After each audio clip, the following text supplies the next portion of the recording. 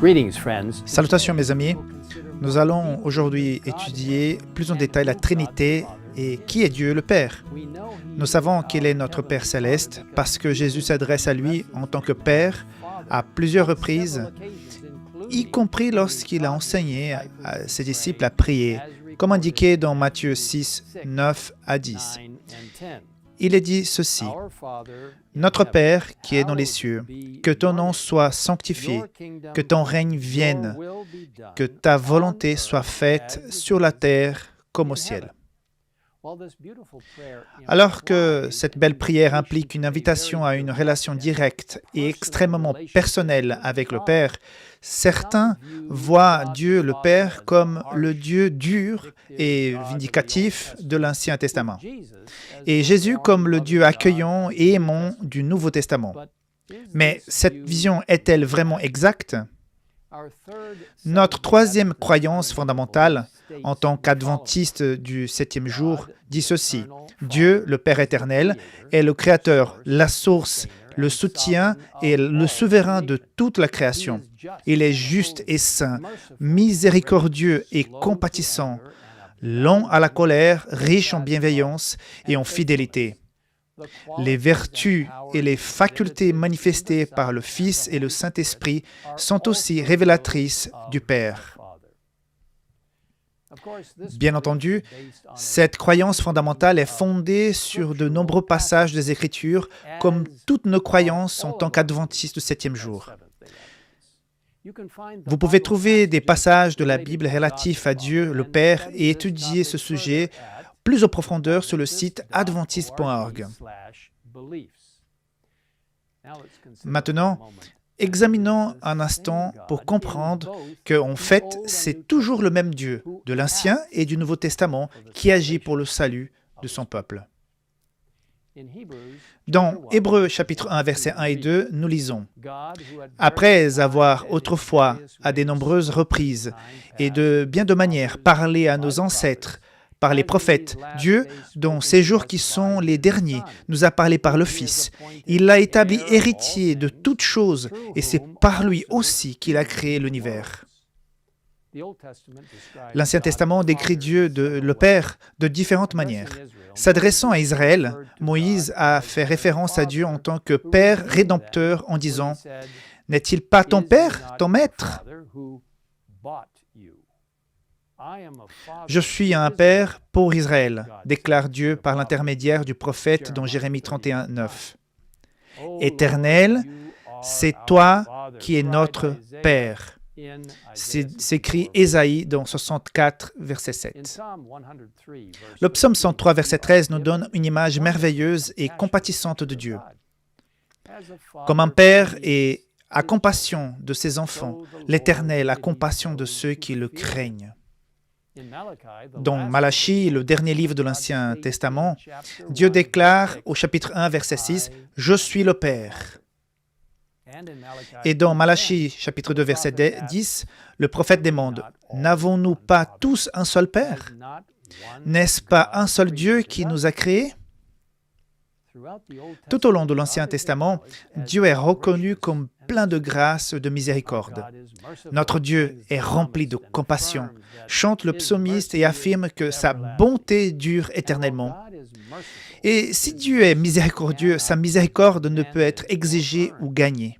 La miséricorde de Dieu ne pardonne pas aveuglement, mais elle est guidée par les principes de justice et de sainteté. Ceux qui rejettent sa miséricorde et son pardon subiront les conséquences de ce choix. Dans l'Ancien Testament, nous voyons un Dieu qui désire ardemment être avec son peuple.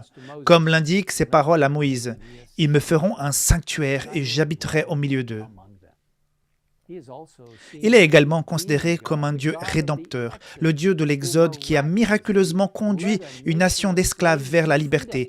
Dieu le Père n'est pas un Dieu distant et détaché. Il est très impliqué dans ce qui se passe ici sur Terre. Il peut être connu personnellement, comme l'a déclaré Job. Malgré ses nombreuses épreuves, il s'est dit: « Je sais que celui que me rachète est vivant. » Les psaumes sont riches en référence au Dieu de l'Ancien Testament comme étant un Dieu de refuge.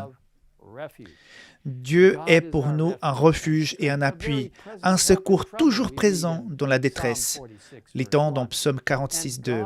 Et est aussi Dieu de grâce et de compassion, lent à la colère, riche en bonté et en vérité. Le Dieu de l'Ancien Testament est également décrit comme un Dieu du pardon. Quel Dieu est si semblable à toi, écrit le prophète Michée.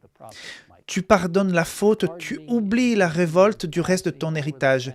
Il ne garde pas sa colère à toujours, car il prend plaisir à la bonté.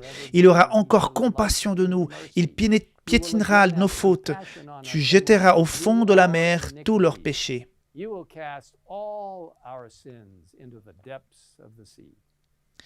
Quel passage incroyablement beau et puissant des Écritures décrivant Dieu, notre Père céleste.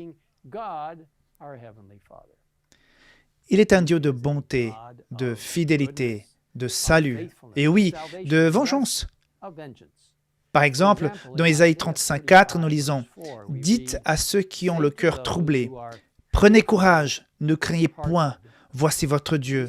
La vengeance viendra, la rétribution de Dieu, il viendra lui-même et vous sauvera. »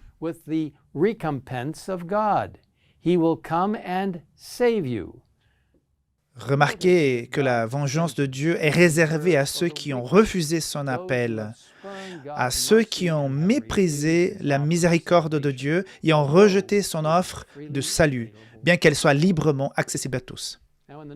Dans le Nouveau Testament, Paul identifie le Père en le distinguant de Jésus lorsqu'il écrit « Il n'y a qu'un seul Dieu, le Père, de qui viennent toutes choses, et un seul Seigneur, Jésus-Christ, par qui tout existe et par qui nous vivons. » Il reconnaît et adore également Dieu le Père lorsqu'il écrit « Je plie les genoux devant le Père, de qui toute famille dans le ciel et sur la terre tient son nom. »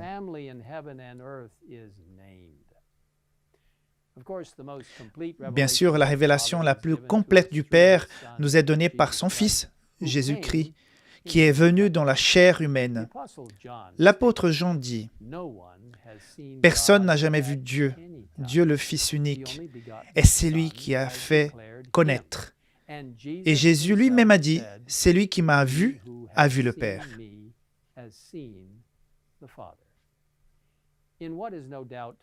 Dans ce qui est sans doute le verset le plus connu de toute la Bible, nous voyons l'amour du Père lorsqu'il nous lisons.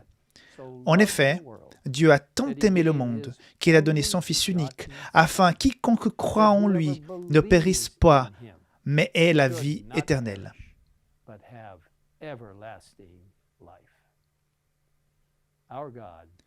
Notre Dieu est un Dieu qui donne. Notre Dieu est un Dieu qui aime.